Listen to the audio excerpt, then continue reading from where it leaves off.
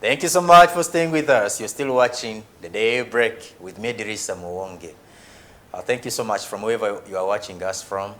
We are here 7:30 to 9 as we deliberate on matters of national importance. So now I was telling you earlier how Kyagulanyi Ssentamu is headed to Kamuli. However, some leaders there, they were not involved in the arrangements. The NUP leadership in Kamuli, and so they are not happy about that. I had some people accusing the one General Bijirwa that he could be the one behind this. But this is a man who I called. I was supposed to have him yesterday on the show, but the man told me that he's not leaving Kamuli because he's organizing for his president, president's visit. So how could people be, accusing him of being behind all, these things of saying that Kyagulanyi is not welcome to Kamuli? Anyhow, we are also going to be discussing the economic state of the country. And whenever I discuss the economy, I normally want to get someone from the National Economic Empowerment Dialogue, and that is NED. You could also call it Uganda's newest political party. This party is headed first by a former presidential aspirant, that is Joseph Kabuleta. And when you listen to them, they're so much concerned about, the economy, which is a good thing, because when you come out, it makes the ideology clear, in people's perception. That's why now they have a slogan, money in your pocket. Who doesn't want money in their pocket? What a very good slogan. So, I've been joined by Mr. Setumba Godfrey. Mr. Setumba, very good morning. How are you doing? Welcome to BTN TV. Once again. I'm a bit okay, but in Uganda you can only be okay for a few while, and then the rest of the time you're hustling, and hustling sometimes is sickening. But isn't it like that across the globe? Everywhere there's hustling. People are hustling when they are sure of what they are going to get. But in Uganda, you hustle and then at the end of the day, you end up empty-handed. That is the problem. But otherwise, I thank God for life. And sending greetings to all Ugandans watching us on straight from TV and all other platforms. I bring to you greetings from our President, Joseph Kizza Kabuleta, National Economic Empowerment Dialogue, NED. We are seated at Rubaga, that is Mugwanya Road. And we invite everyone to come and join us as we find a way of how we can get back this nation into the hands of Ugandans. When you call upon Ugandans to come and join you, to come and do what exactly? There is a lot we need to do. When Uganda was being set up, our forefathers had different objectives. And when you look at the balance sheet, we need to see if we have really reached somewhere as for the aspirations of our forefathers. 60 years down the road, the country has been messed beyond repair. We need a new philosophy. We need new brains. We need a new beginning. That is why we call upon people to join us, because when we look at what Mr. Museveni has taken us through for the last nearly 40 years, he has not left any space for other people to continue from. It is only right-minded people who will have to sit and analyze the status, and then we find a new way of how we can begin to push ahead Uganda. Otherwise, Uganda is in a free-fall mode if we don't rush to save the country. Well, this slogan of having money in your pocket, is that how you phrased it? What is it about, and what exactly do you mean? Don't people have money in their pocket? And if they didn't, how are you helping him? How are you planning to help them have money in their pocket? You as need. We had several slogans that were brought forward by different members from different regions of the country. And it is not surprising, that most of our members zeroed on money in your pocket. If you're not quite observant and aware, all the programs, all the plans, all the strategies of NRM are intended to leave every Ugandan poor. They are intended to pull out money from your pocket. They leave your pocket, you know, dry. A few weeks back... Why would the government impoverish its own people, its citizens? You want to know? I want You to know? Mr. Museveni plainly puts it on Mugaga Tafugika. You know, it's very hard to Mr. Museveni and NRM. They believe empowered people had to lead. So they intend to make you, you know, vulnerable. They intend to turn you into a beggar such that you can always go needing for help. You can always go needing for assistance. You can always go needing for capital. You can always go needing for medical assistance. And you have heard of that popular, can I call it slogan, where people say government to Yambi, president to Yambi, Mama Fina to Yambi. So everyone is running to whoever is connected to government. Everyone is running to State House. Everyone is running to Museveni for assistance. But to need, that is not what we believe in. We believe in empowering people.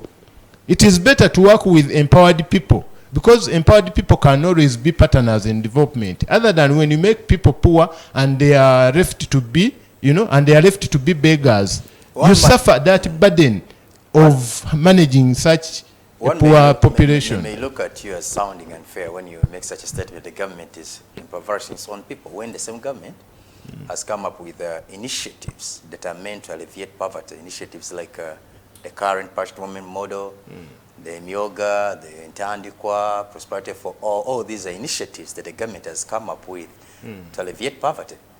And they're accusing the same government of impoverishing its own people. You know, we can always read from the outcomes. You're only giving a short list of those programs. We started with Ntandikwa, plan for modernization of agriculture, poverty alleviation. We had Emyoga. We had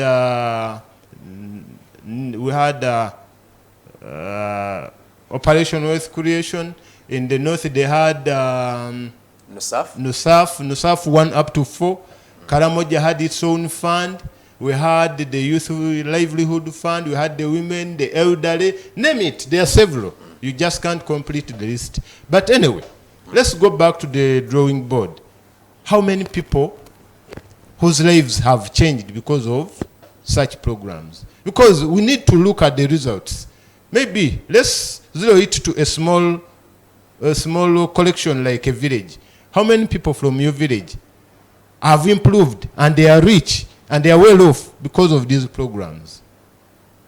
If you can't tell me how many people, then for me I will move ahead to tell you how many people are getting poorer day by day. Yet there are these programs. So should I say these programs are intended to make people rich or they are misguided? Because I have not seen people improving. People's livelihood is slowly declining. People cannot afford fees for their children. People cannot afford the medication. It is very surprising that even people in government, every time they get sick, they run to the president to assist them to go abroad for medication. It is rare. I mean, it is surprising that people cannot even, even paying fees. So, if we are only talking about that class, but let's go back to the people in Butambala, people in Bukoma and Simbi. Let's go back to the people of Toloma, those deep end of Katakwiteso. Let's go back to the people of Nakapiripit, Chitigum, Amur. Are these people, have these people improved because of these programs? The question I'm about to ask you is the question that could be running in every Ugandan's head that is watching you and listening to you right now. How does NID intend to change all this in case you got a chance to get into office? When maybe we can borrow Museveni's very words when he was talking to the traders in Korole a few weeks back. He told Ugandans that import substitution strategy is a deliberate government policy it's a deliberate government policy. But when you analyze import substitution, you get to know that import substitution is pushing many people out of business because government is not interested in seeing people, exporting goods from foreign countries.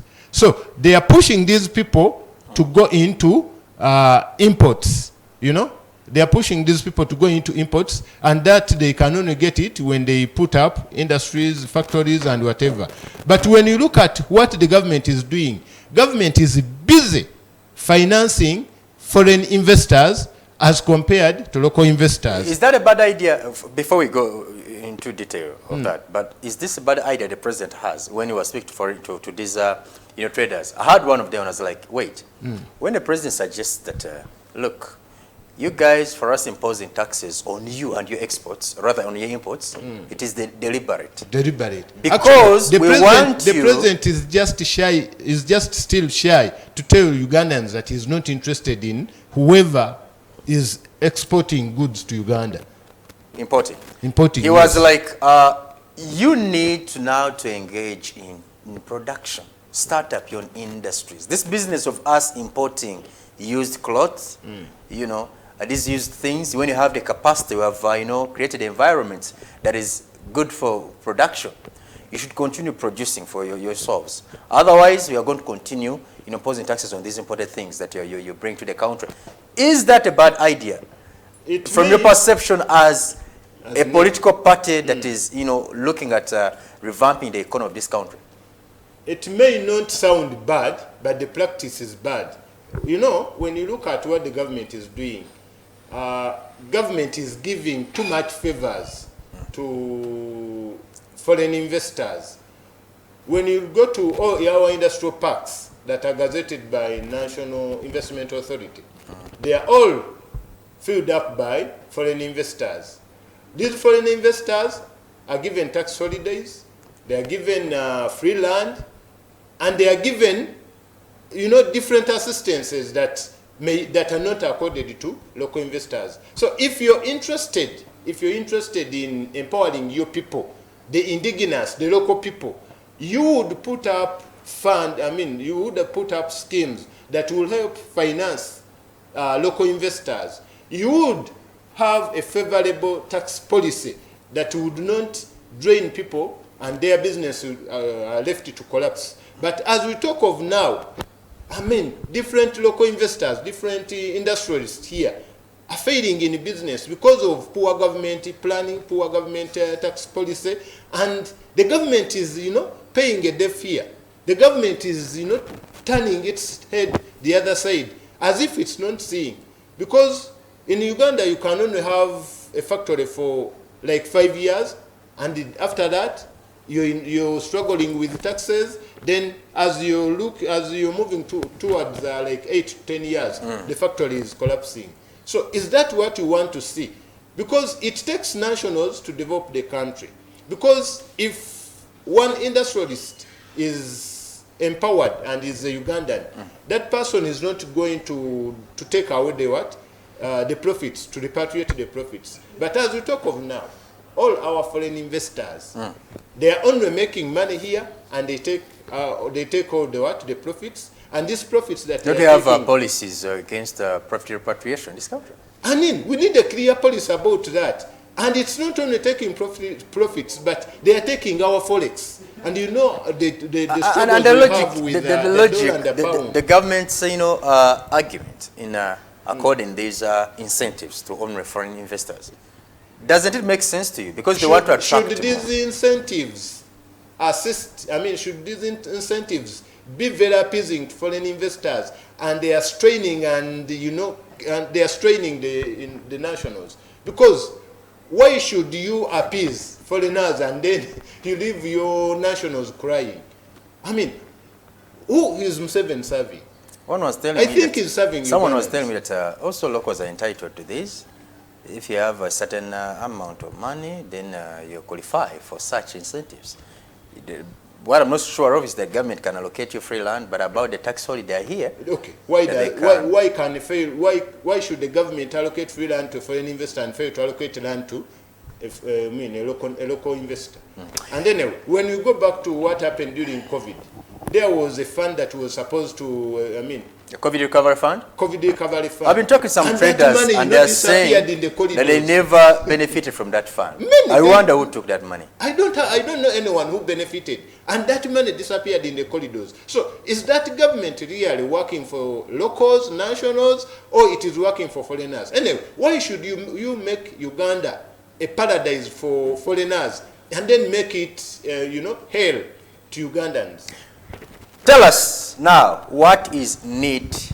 What has it been working on lately? Now, lately, we have been engaging our members throughout the country. When you talk about NEET, it's National Economic Empowerment Dialogue. We so much engage in dialogue, shaping a new philosophy, shaping a new ideology, shaping a new direction of this country is not something easy. You need to engage people as much as you can.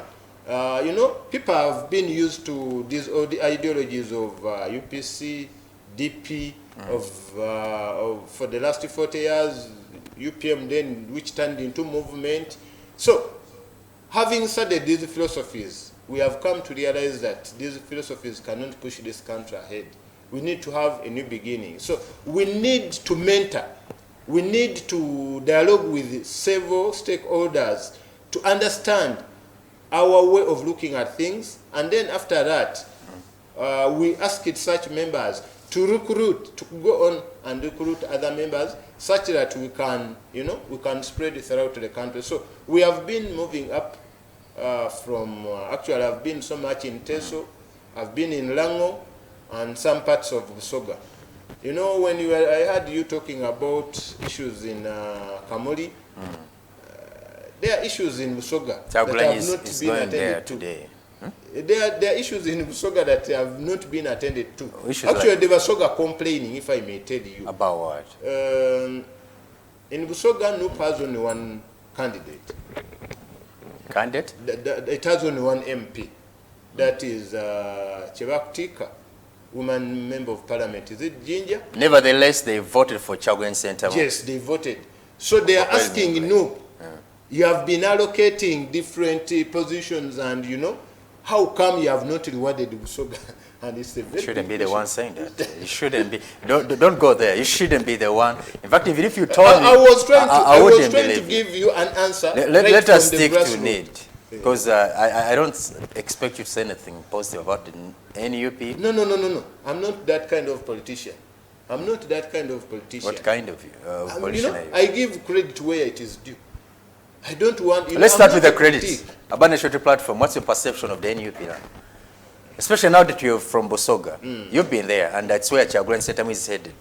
And I was telling you how his visiting of Kamuli particularly was received, the news was received with mixed reactions. There are those who are saying, you're not welcome here. Others are like, you are welcome. This, looks like the feud in the National Platform is escalating and spreading to other parts of the country. We're discussing the one in Buganda. Now, looks like in Busoga things are also not all that good. But we're waiting to see, because Kyagulanyi is going there, and we are not discussing Kyagulanyi here, but now that he hinted on it, while you were there, I want to remind that in the 2021 general elections, most of Busoga voted for Kyagulanyi. Busoga region. Yeah, say Busoga region. Okay, sure, because not all the people that are Busoga. You're right about that. They voted for Kyagulanyi Ssentamu. They voted for change. For change? How come they've not been voting for the past, for the previous opposition leaders? How come Besigye has not been enjoying that support? That's why I don't want to use the word change. Okay. Because if they wanted change, they would have been voting for Besigye, but they waited for Kyagulanyi Ssentamu. So he's enjoying that support there. And now that you've been there, and that's where he's going. You talked of being a fair politician, an objective one who gives credit where due. Let's start with the credit. What are some of the good things you can attribute to the National Platform before we go the ugly? First of all, they have done a lot in mobilization. That is, convincing people, especially Busoga region, to embrace change. Because before Busoga has been a problem, especially those ends of Kamuli and whatever. And The problem has been managing that support. You know, people can support you, but can you hold them until maybe the next election? Can you hold them? Do you have programs that can hold them together and you keep that support? So, I mean, for NUP, they have done their part, but the problem has been how to maintain that support and how to respond to issues on the ground. First, I told you about Chebakutika's issue. Basoga saying we have not been rewarded. You're giving out to leader of opposition, you're giving out to commissioner, you're giving out to this. You have not rewarded our only member of parliament who voted for you. I mean, who is for your card? That is no. So that is another issue. Originally, they had issues with Bigirwa. I think they settled them. But one thing you need to know, one thing, of course, Kyagulanyi will go to Kamuli. Nobody is stopping him. He will go. I think it is somehow a small section, but they have their own issues that are growing. That's not the first time we are having people say that he's not welcome in a certain area. Even in Masaka, there are people who are saying that he's not welcome to Masaka, but he went there. He will go, just as I told you. Nobody can stop. I think Kyagulanyi still enjoys it. But one thing that you're raising here, it actually makes sense to me even, when the Basoga complained, because that is another way how we would have awarded them, by elevating the honorable parliament. Yes, they have. I think they have a point there. There are so many slots where you would, take this man. She. It's a she. Yeah. Okay. Woman member of parliament. Is it Ginger? I think it's Ginger. Yeah. So we're still talking about the need, and you're telling us about your initiatives. Need. Just by our slogan, "Money in your pocket," we try to bring forward policies that can keep money in people's pockets. I talked about fair taxation. When you talk about fair taxation, at least almost every Ugandan now has come to understand what fair taxation is, and they have blended it IFRIS, whatever IFRIS. Locally people understand it as IFRIS. So people are complaining about unfair taxes, and traders have come here to understand this. We need to have development projects that can help people foster development. You talk about social services. We have a problem in the country where social services have been, highly commercialized.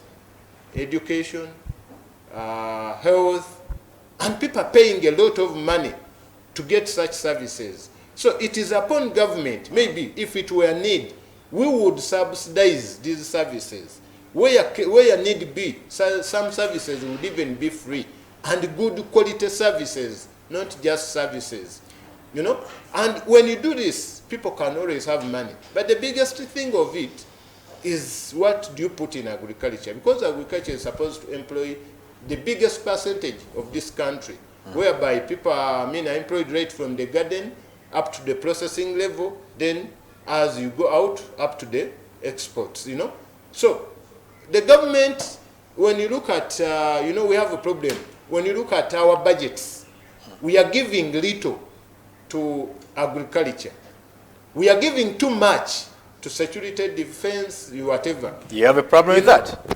Because the agriculture praising wouldn't thrive without security in a place. And then the biggest question would be, as we are increasing budget on defense and security, is Uganda at war? Oh, Mr. Is Uganda at war? No. I'm disappointed to hear that. I would understand it is. You've been seeing, for example, over the weekend, you saw how busy the security agencies were, trying to search for bombs which were planted, and later they have been foiling a number of bombs. And you're questioning the government's intention to pump so much money to security. As you traverse the country, spreading your ideology, all that wouldn't be possible if there was no security. Don't you think poverty is also a threat to security? Because if you don't handle poverty, let's first take a break. When we come back, we are going to start exactly from that point that poverty is also a threat to security. My name is Idrissa Muwonge, still with Mr. Ssetumba Godfrey. Let's take another break. Be right back shortly. Don't go.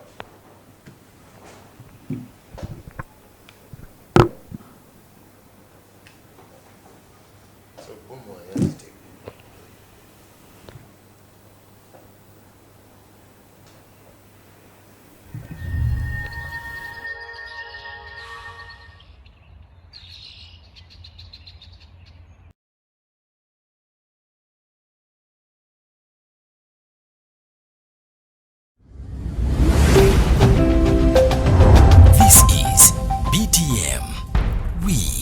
transform.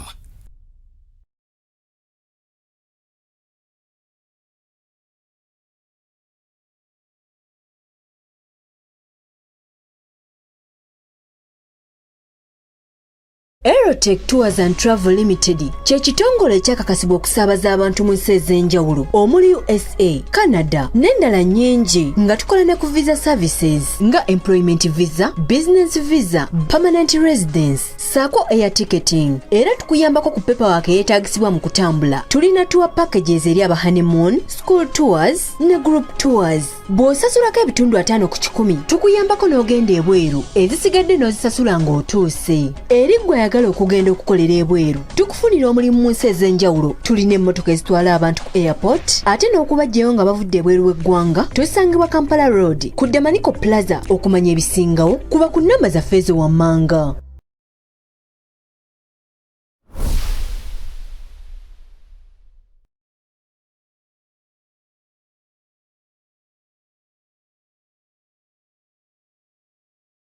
Discover delicacy at Cafe Atu, your all-in-one destination. Whether it's the perfect cup of coffee or a satisfying meal, we got you covered. Indulge your cravings with our mouth-watering pilau, savoury katogo, crispy chips, and tender chicken. Explore a world of cocktails and fresh juices for a truly special treat. Planning an event? Choose Cafe Atu for top-notch outside catering services. Benefit from ample parking. Stay connected with Wi-Fi and catch your favorite matches on DSTV. Cafe Atu offers food deliveries in and around Kampala. Hosting a conference, our center accommodates up to 1,000 people. Need a boardroom for a party or corporate meeting? We've got just the spot for you. We offer a free venue for birthdays and baby showers, providing complimentary photography. For those aspiring to become professional baristas, our barista school awaits you. Visit us at Albany Center, Level 2 on Ginger Road. Cafe Atu, where every occasion becomes a memorable experience.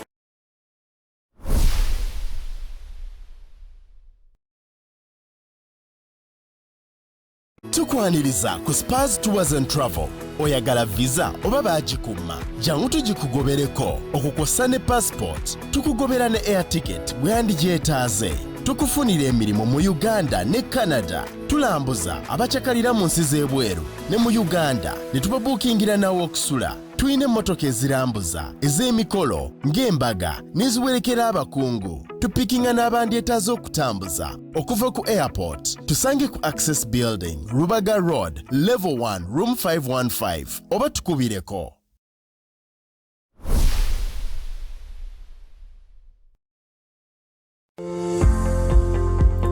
Uganda, your #1 leading education newspaper, is back, bigger and better. With articles to fully suit the educational triangle from the government, schools and parents all over the country, aiming at answering the ever left out questions, not forgetting revision questions and answers set by experienced teachers to prepare students for their finals. The Lana newspaper is supplied to over 12,068 schools all over the country with affordable advertising rates. We offer many more services which include uniform and sweater tailoring, all with an aim of easing work for the educationists. Contact us on 0754 777 029 or 0774 621 539.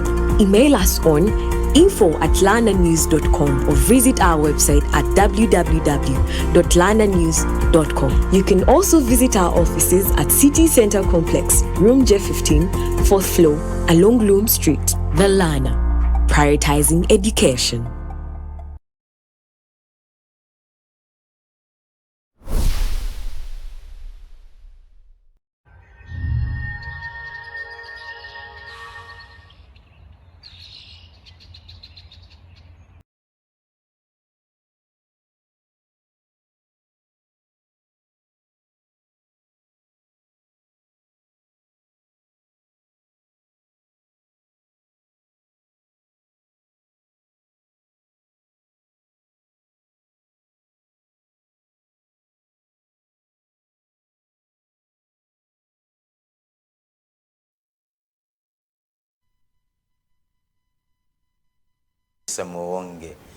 I'm still with Mr. Setumba Godfrey, and He is from the National Economic Empowerment Dialogue, which is headed by Mr. Joseph Chiza Kableta, former presidential aspirant. And he's taking us through what NED has been cooking. Of course, for them, they are looking at how they can help a Ugandan, get out of poverty. And I was asking him about the initiatives they are having. Carry on, sir. You were telling us before we take a break, you were saying that poverty is also another it's a big threat. You know, to human life. Poverty creates inequality in society. And the most vital reason as to why people fight governments, it's inequality. They feel they are not treated fair. They feel they are not getting their due share. I think that is world over. That is the reason people are giving. So unless when you deal with the poverty, you may not deal with it completely, but at least there should be a reasonable percentage of people in your country that are well off. A reasonable percentage of people in your country should be in position, to support their life, to survive, But as we talk of now, Ugandans are going through a hard time. Even finding a meal a day is a problem. So when people lose that But how do you arrive at such things? One, you have been here telling me how people are failing to get school fees. But we are seeing children now going back to school.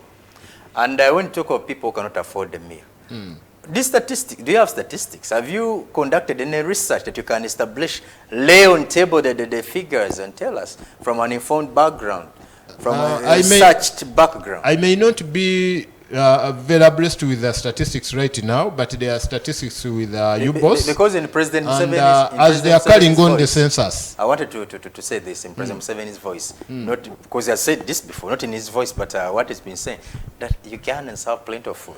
They are suffering from diseases of obesity. And now NED on the other hand, you're saying that surviving on 1 meal a day. So, I have lived long enough not to trust President Museveni. they are grappling with obesity diseases. The best symptom of poverty is lack of food. And why would government be giving food relief if people have food? In disaster-prone areas, disaster-struck areas, where they give disaster. We have seen. Have you seen them serve food in Kampala? And we have only during COVID-19, but before disaster, have you ever seen them? No, we are in Kampala. You know how people spend a day without a meal. You know how people, find it hard just to get food on the table. I don't want to talk about you, but most of us in Kampala, we pretend. No, you talk about me. Most of us in Kampala. What did you want about me? Most of us in Kampala, we pretend to be fasting. And when time for lunch comes, people go under the shades of the tree, pretending to be fasting. But kumbe the problem, people don't. They can't afford to buy lunch. This is a reality. When you're talking about what someone is going through, you don't need statistics, because these are feelings. This is what people are going through day by day. So that's funny. Yes. You are telling me about our policies. Yes, I wanted Ugandans to know, because now that you're doing it well, that is criticizing Museveni and his administration. It's not criticizing. Because you made a big allegation when you said that they are deliberately, impoverishing Ugandans by milking them in terms of taxes and, this unequal allocation of opportunities. They favored foreigners at the expense of Ugandans. That's an allegation. So that's why I'm so much interested in learning. You as NED, a political party in waiting, you never know. You may get there. But if you were to get there, a Ugandan would want to know, how different are you going to be from these people? And how are you going to know? By you sharing with us the alternative policies that you have, especially when it comes to the economy. Alternative policies should always be pro-people. You should always be pro-nationals, pro-Ugandan. But as we talk of now, the problem, these policies, they are made, they have been all designed. This is very annoying that all the development programs that we have, they stand to be the best development programs world over. And different countries come and do benchmarking on such programs. Programs initiated by the government? Yes, point to note is was Before it was Operation Restoration, it was? Prosperity for all? No. Social economic transformation?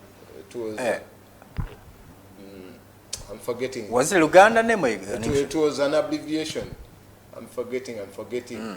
That program, stands to be amongst the best 10 development programs that the country has ever developed, that was supposed to change Uganda miraculously, even more than the way Singapore and those countries, Malaysia, changed. Because this program was touching every aspect of the country, every sector of the country, because it was supposed to start with agriculture, then it would go to education, it would go to health, it would go to transport sector, then it would go to marketing. After it would go to value addition, it would go to marketing, and then eventually it would go to innovations. I don't know why I'm forgetting. That is, before it was Operation Forest Creation, before... Well, I've known programs like Prosperity for All and before it was Prosperity for All, that it started as an agriculture program. NADS. The National Agriculture Advisory Services. NADS is one of the best programs world over. And countries that have benchmarked on it are working well. So the question is, how come that change people's lives? At least there people can testify. They have some testimonies. As it was changing people's lives, then the government, Mr. Museveni, came up and then it misdirected it into we called it Prosperity for All, then Operation Wealth Creation. I think it's from that we go to Operation Wealth Creation. And it was misdirected because, just as I told you, NADS was touching every sector. Well, I need to bring you to speed. I need to inform you on how NADS, yes, it was prospering well, but somewhere along the line, along the way, some leaders started embezzling money there, and that's when the president moved to bring in soldiers to head it. And that's how it changed its name from NADS to Operation Wealth Creation. After some members mismanaging it, now the president brings the honest people, the soldiers, who follow order. They're the ones who are now into it. And they said Operation Creation is not also doing bad. When they brought soldiers, when they removed the technical people from NADS and they were replaced by soldiers who are only guided by orders, who are not technical, did it improve? And eventually turned into Wealth Creation, which was, given as a bonanza to Salim Saleh. Did it improve anything? But anyway, the best argument I want to bring is we missed the importance in NADS. Because NADS was going to touch on agriculture first, it was going to touch on education, it was going to touch on health, it was going to touch on transport system, it was going to touch on industrialization, it was going to touch, that is value addition, it was going to touch on exportation, it was going to touch on innovation. But when the technical people were removed and the soldiers were brought to replace, all that was missed. And we only went ahead with giving agricultural inputs. But anyway, if you want to fail in a home, have issues with your wife, and then you replace your wife with a house girl, then count yourself a failure. Then technical agriculture people have failed. Then you bring soldiers. Eventually you bring Salim Saleh to manage. I think the issue would have been to find where the problem is. I don't want to allude to this argument of corrupt people fail the government. When you're a leader, you're supposed to supervise. But the problem in this country, the mechanism of supervision and inspection have all died. Because how can a few people fail a government program that is well intended to improve livelihood of people? And yet, it was your intention as a government, as a president, to improve people's lives. What alternative policies does NED have? Some of these problems, the biggest alternative policies, we have a big problem in this country, and that problem has been irrigated by this government, and that problem is corruption. Because all that fails, we attach it to corruption. But these corrupt people are not from heaven. They are not from Mars. They are not from any other planet. When you speak like that, you are vindicating the president. When you say that these people are not from Mars and what, so he's going to tell you, he has always argued before that you guys accuse my administration of my government of being corrupt. But these are people from among you. They are raised from your communities. I only meet them when they are old enough. I'm not the one who raised them. So don't blame, their dishonesty on me. That's the president's argument. So when you say these people are not from Mars, you are vindicating the president. We are all, we are just also surprised that how come that every time the president is looking for allies and friends and people to work with, he finds himself with only the corrupt. Because there are many good people. Aren't you good? Aren't you good enough to serve this government? Oh, very good. Why does it even have you been given a chance? Permanent secretary. Why is it that the people around him always have to be corrupt? And anyway, sometimes some diseases are contagious. Corruption may be contagious. I have relatives in Sesekalangala, and those fishermen have a belief that a fish, when it's getting rotten, you know where it starts from. From the head. So what are you trying to allude to? What are you insinuating when you say that? Some things are left for, some diseases. Corruption is contagious because if the government is not supporting corruption, why has it failed for nearly 37, 38 years to sort out corruption? How come that they are handling corruption with their, gloves? We have not seen this government really serious about corruption.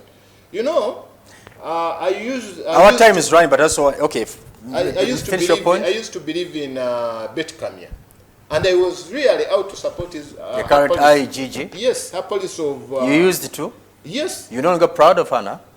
I have issues. I was out to support her policy of auditing lifestyle. Recently, you saw when children were out for a promo, and people had, children could even hire helicopters. They could bring Porsche cars. If they can afford it, what's wrong with that? And I think I can rightly predict that these children are offsprings of corrupted people who work in the government. And so they have Mr. no value to money. Godfrey, that is how they spend it. As a senior person, with your level of education, intelligent as you are, I'm pretty sure you know that not every rich person is corrupt. You know that, right? That one I know. Okay. That one I know.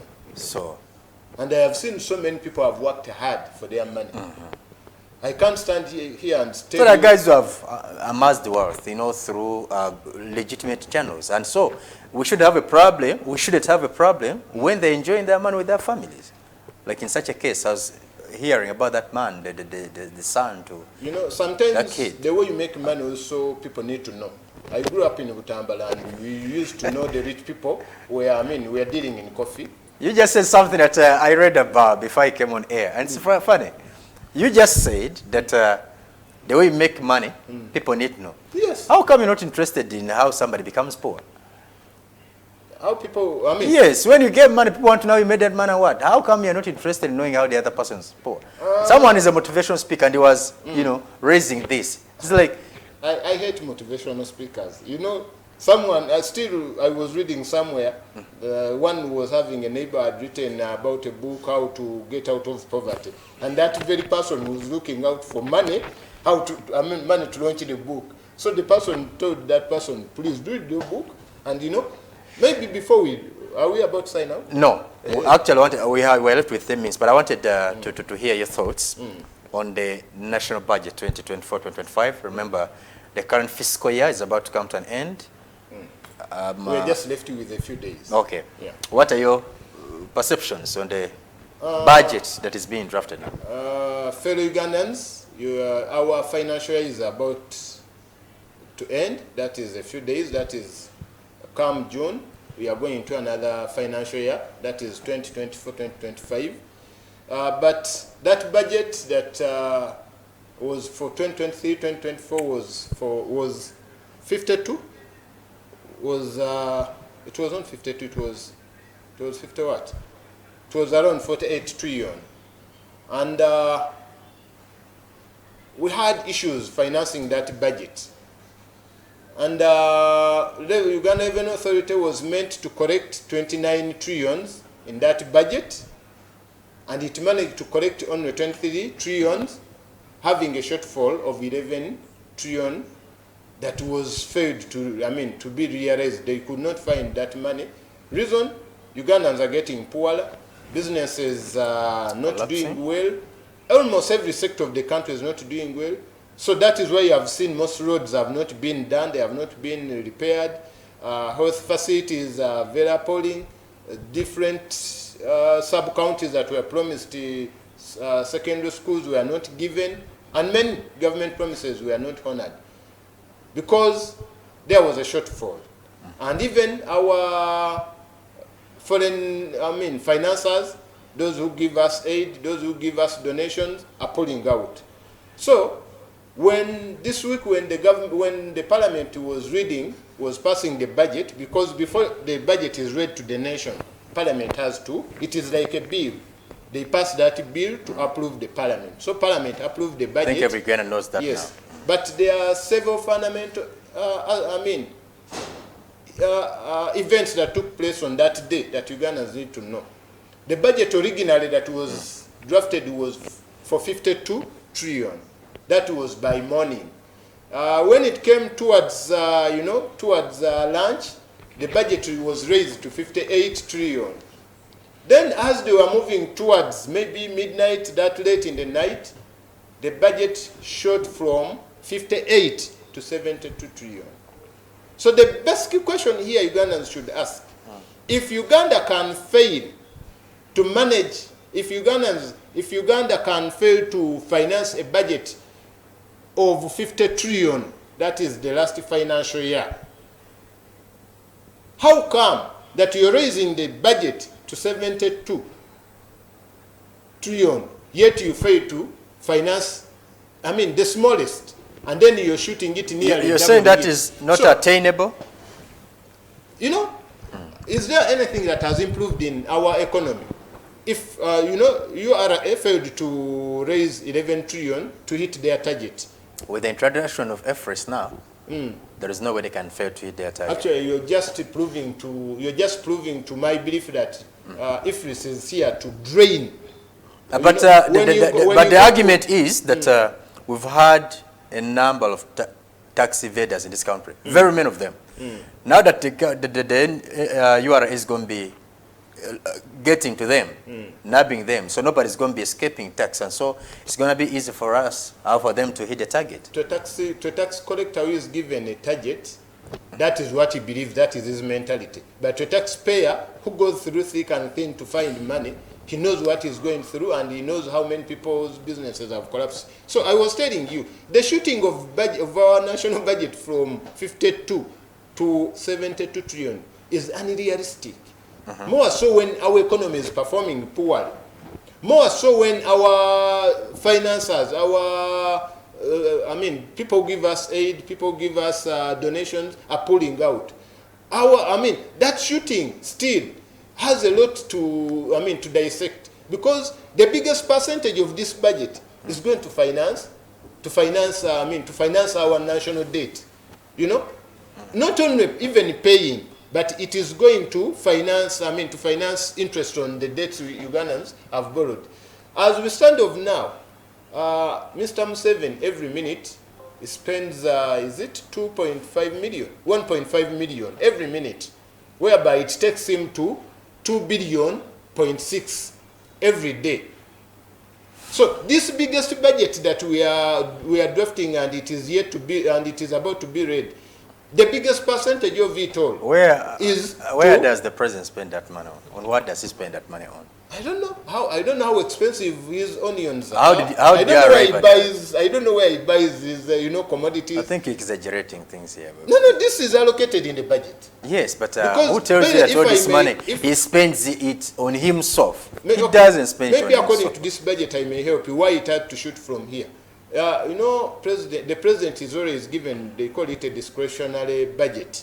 like every budget of the country, the president has 3% of that budget that he spends discretionary. So that budget, when you look at 72, the discretionary budget of the president goes to like 3-point-something trillion.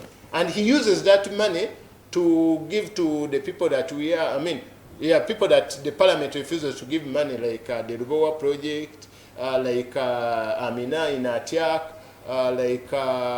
when money was given to Sudil. That money the president spends and he gives the accountability later, without question. Okay. So the intention of raising this budget was to increase the percentage of discretionary budget of the president. Still, another thing you need to know, this biggest budget was raised as we are moving towards the election period. Good thing it is still discussed. Most of this money is to bribe politicians, to antagonize parties, to bribe voters. So every time we are moving towards election, that's an allegation you make. It's not an allegation. We have to sign out of here, Mr. We have lived here to see a lot. And Museveni has gone through like four routine elections, and bribing has been the norm of the day.